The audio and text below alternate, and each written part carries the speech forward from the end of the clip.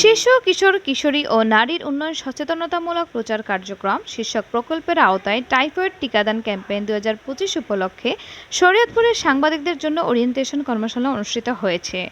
সোমবার ৬ অক্টোবর সকালে জেলা প্রশাসকের সম্মেলন কক্ষে জেলা তথ্য অফিস শরীয়তপুরের আয়োজনে এই কর্মশালা অনুষ্ঠিত হয়। জেলা তথ্য অফিসার শাহিন মিয়ার সভাপতিত্বে এতে প্রধান অতিথি হিসেবে উপস্থিত ছিলেন শরীয়তপুরের জেলা প্রশাসক ও জেলা ম্যাজিস্ট্রেট তাহসিনা বেগম।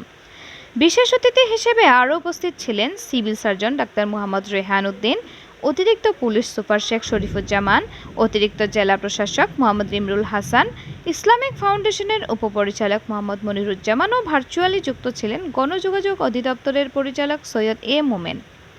কর্মশালায় সাংবাদিক সহ বিভিন্ন সরকারি বেসরকারি প্রতিষ্ঠানের প্রতিনিধিরা অংশগ্রহণ করেন। কর্মশালায় বক্তারা বলেন, টাইফয়েড একটি প্রতিরোধযোগ্য ব্যাধি যা টিকাদানের মাধ্যমে সম্পূর্ণরূপে রোধ করা সম্ভব। এজন্য সবাইকে সচেতন হতে হবে এবং শিশু ও কিশোরদের টিকা প্রদানে অভিভাবকদের আরও সক্রিয় ভূমিকা রাখতে হবে।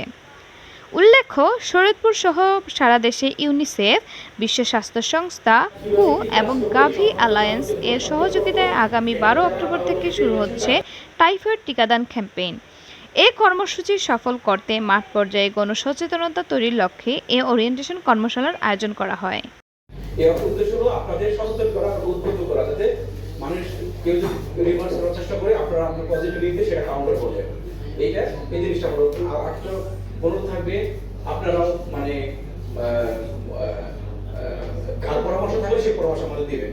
আর আরেকটা হলো যে এই অনুষ্ঠান যেহেতু আমাদের সরকারের মানুষ জানানোর বিষয় আছে, আপনারা তো মিডিয়া কভারেজ ব্যবস্থা 5 থেকে 15 বছর পর্যন্ত যে শিশুরা আছে তাদের প্রত্যেককে টাইফয়েড টিকার আওতায় আনা হবে। যতটুকু আপনারা জেনেছেন যে এই টিকা আসলে সবসময় ছিল, কিন্তু এইবার এটি যে পরবর্তী পর্যায়ে বাধ্যতামূলক টিকার সঙ্গে ইনক্লুড করা হবে। তো এইবার এই বয়সী বাচ্চাদেরকে বিনামূল্যে সরকার দিচ্ছে, এবং এই টিকা যারা এর বাইরে যাদের বয়স তারা কিন্তু বাইরে থেকে কিনে দিতে পারবে, কিন্তু 9 মাস থেকে 15 বছর বয়সী শিশুদেরকে সরকার বিনামূল্যে দিবে। তো প্রশ্ন হলো যে আসলে এই টিকাদান যে ক্যাম্পেইনটা হচ্ছে, আমরা তো চাচ্ছি যে সকল বাচ্চা, এই বয়স যত বাচ্চা আছে সবাই এটার মধ্যে ইনক্লুড হবে। যারা স্কুলে আছে প্লাস স্কুলের বাইরে যারা আছে তারাও কিন্তু বাদ যাবে না। সবাই যদি ইনক্লুডেড হয়, সেই জন্যই কিন্তু বিভিন্ন পর্যায়ে বিভিন্ন স্টেক হোল্ডারদেরকে নিয়ে এই সভাগুলো করা হচ্ছে, সো দ্যাট সবাই জানে এবং এই টিকা 2 সপ্তাহ ব্যাপী হবে স্কুলের মধ্যে। কেউ যেন স্কুলে যারা পড়ে এবং স্কুলের বাইরে যারা পড়ে তারা যেন কেউ বাদ না পড়ে, এই দায়িত্বটুকু আপনারা পালন করবেন।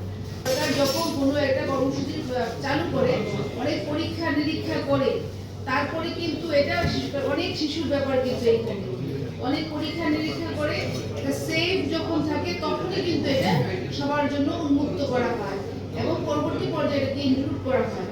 তো সেই ক্ষেত্রে যে জিনিসটা আমরা আশঙ্কা করি যে কোনো প্রকার ভুল বুঝাবুঝি বা গুজব বা ভ্রান্ত কোনো বিশ্বাসের মাধ্যমে কেউ যেন বিভ্রান্ত হয়ে যেন এই টিকা কর্মসূচির বাহিরে যেন না থাকে, এটাই হবে আমাদের দায়িত্ব। এই দায়িত্বের জায়গাটুকু থেকে আমাদের সকলকে কাজ করতে হবে, যাতে করে কেউ যেন ভুল বুঝে এই টিকা দান থেকে বিরত না থাকে।